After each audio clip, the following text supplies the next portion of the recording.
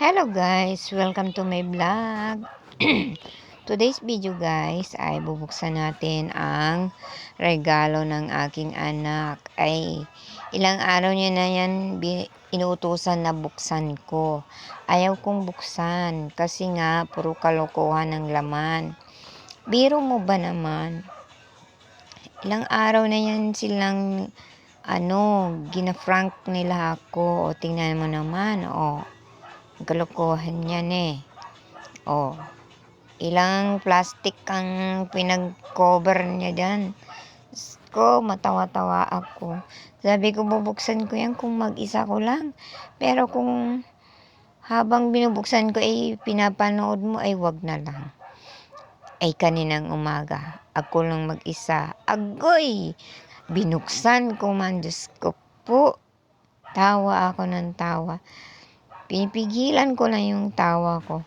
Dahil nung nakaraan yan, yung pinambalot ng gift na yan ay nilagay nila yan sa taas ng lamesa.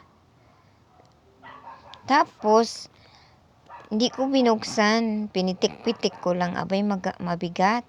Yun pala, ang laman ng gift na yan ay 2 pandilimon. Diyos ko po.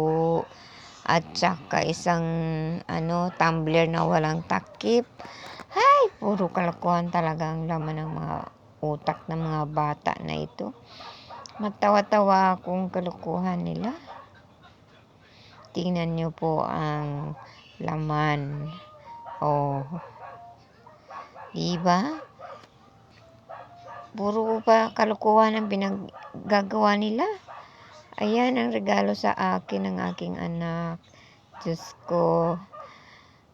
Diba? Okay naman. Ang saya-saya dahil dyan may libreng hug at heart ka. Siyempre, may isa pa tayong bubuksan. Ayan. Bigay po yan ni Ate Julie. Alam ko na ang laman yan.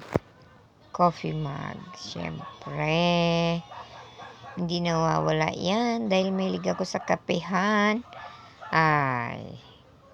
Coffee mug ang bagay sa akin. Charot. Thank you, Ate Julie, for the gift. Thank you so much. Another collection na naman, guys. Ayan, may collection na naman tayo.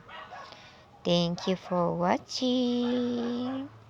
Thank you, guys.